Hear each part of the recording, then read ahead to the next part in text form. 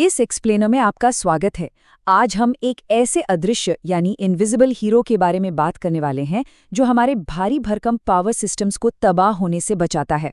देखिए, जब भी हम स्विच ऑन करते हैं और लाइट्स जल जाती हैं तो सब कितना आसान लगता है ना?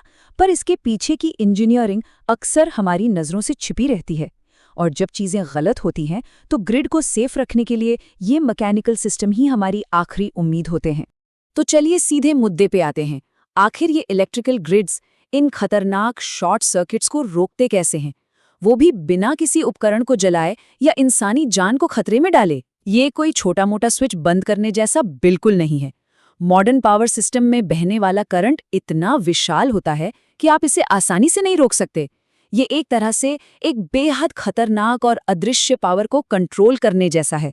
इस सवाल का जवाब खोजने के लिए हम 5 अलग-अलग इंजीनियरिंग सॉल्यूशंस पर गौर करेंगे।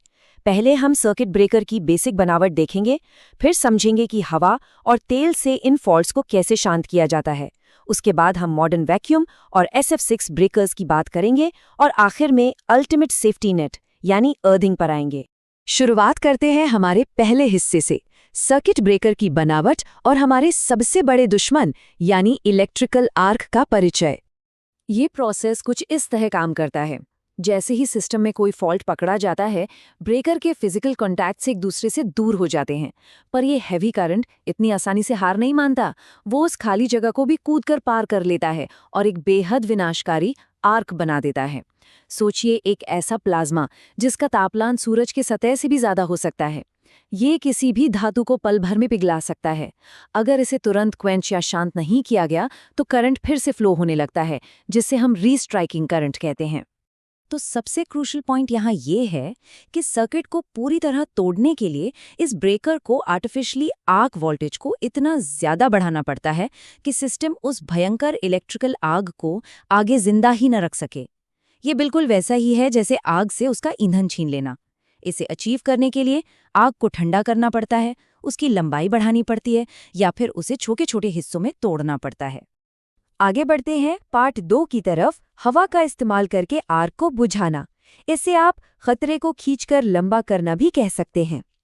यहाँ हम अपना सबसे पहला और बेसिक डिफेंस मैकेनिज्म देख सकते हैं। एक simple air circuit breaker natural convection और मेटल की प्लेट्स का इस्तेमाल करता है, जिन्हें आर्क शूट कहते हैं।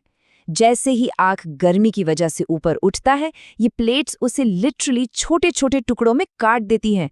इससे उसका रेजिस्टेंस और वोल्टेज इतना बढ़ जाता है कि वह आग आखिरकार दम तोड़ देता है।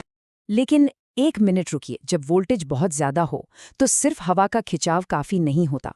वहां आते हैं एयर ब्लास्ट ब्रेकर्स, जो एक अलग ही लेवल पर ऑपरेट करते हैं। ये ब्रेकर्स बेहद हाई प्रेशर वाली हवा को एक एक्सियल ब्लास्ट के रूप में सीधा आर्क के रास्ते पर पूरी ताकत से मारते हैं। यह ब्लास्ट उस आयोनाइज्ड गैस को वहां से उड़ा देता है और 765 किलोवोल्ट तक के हाई वोल्टेज पर भी उस खतरे को पूरी तरह से शांत कर देता है। अब आते हैं तीसरे हिस्से पर, जहां हम देखेंगे कि तेल यानी ऑयल का उपयोग करके इस आग को कैसे बुझाया जाता है। चलिए इन सुरक्षा के बुलबुले के बारे में जानते हैं। अब यहाँ जो इंजीनियरिंग मिरेकल होता है वो सच में बहुत इंटरेस्टिंग है। होता ये है कि आर्क की इतनी एक्सट्रीम गर्मी मिनरल ऑयल को तुरंत वेपराइज कर देती है, जिससे वहाँ हाइड्रोजन गैस का एक बड़ा सा बुलबुला बन जाता है। और ये बुलबुला न सिर्फ आर्क को घेर लेता है, बल्कि गर्मी को एक्टिवली सोखकर उस खतरनाक रास्ते को तेजी से डीआयोनाइज कर देता है। पर देखिए, तेल के साथ एक बड़ी प्रॉब्लम है। ये आग बहुत जल्दी पकड़ता है, इसलिए इंजीनियर्स ने इस तकनीक को और भी एफिशिएंट बनाया। बड़े बड़े बल्क ऑयल टैंक्स की जगह मिनिमम ऑयल डिजाइन्स को अपनाया गया। इस नए डिजाइन में तेल का उपयोग सिर्फ और सिर्फ आग बुझाने के लिए किया जाता है। नतीजा, हमें बहुत ही कम ज्वलनशील लिक्विड की जरूरत पड़ती है और सिस्टम की सेफ्टी कई गुना बढ़ जाती है। जैसे जैसे ग्रिड्स बड़ी हुई, वैसे वैसे डिमांड भी बढ़ी। तो हम आते हैं चौथे हिस्से पर, वैक्यूम और SF6 ब्रेकर्स। यही हैं पावर सिस्टम्स के हमारे असली मॉडर्न हीरो। सोचिए, अगर हम एक फैक्ट्री सील्ड चेंबर से सारी हवा निकालकर परफेक्ट वैक्यूम बना दें तो क्या होगा? वहां आयनाइज होने के लिए कोई हवा बचेगी ही नहीं। इसी वजह से इन ब्रेकर्स में कॉन्टैक्ट्स के बीच सिर्फ 1 सेंटीमीटर की जगह भी आग को रोकने के लिए काफी होती है।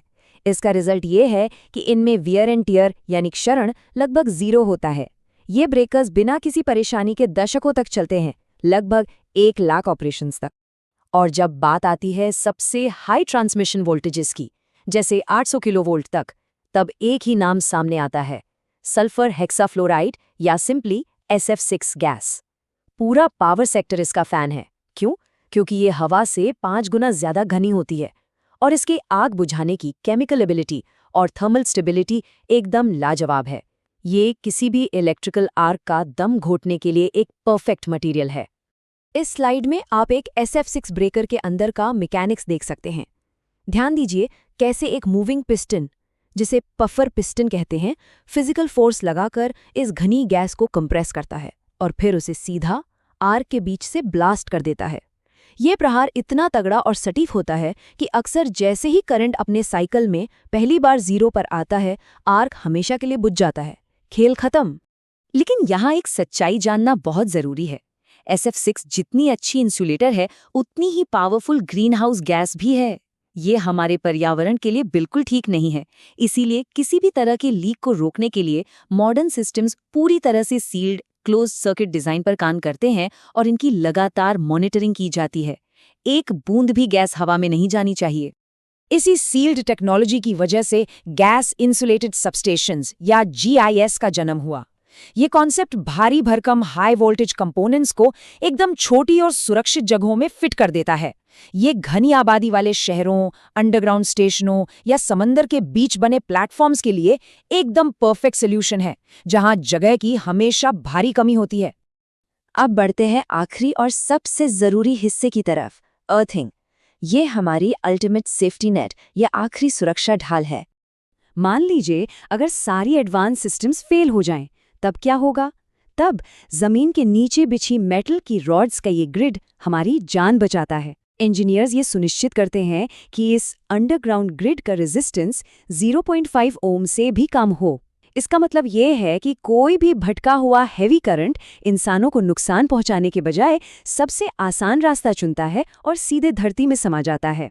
दिन और रात बिना थके इन भयंकर और तबाह करने वाली इलेक्ट्रिकल फोर्सेस को कंट्रोल करने वाले इन कॉम्प्लिकेटेड और अदृश्य सिस्टम्स को देखकर सच में रोंगटे खड़े हो जाते हैं।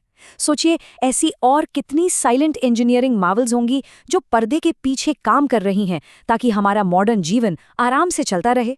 इन इनविजिबल रक्षकों के बिना आज की इस फास्ट और इलेक्ट्रिफाइड दुनिया की कल्पना भी नहीं की जा सकती। इस एक्सप्लेनर से जुड़ने के लिए आपका बहुत बहुत शुक्रिया, और अगली बार जब आप लाइट स्विच ऑन करें तो इन छुपे हुए हीरोज को याद जरूर करिएगा।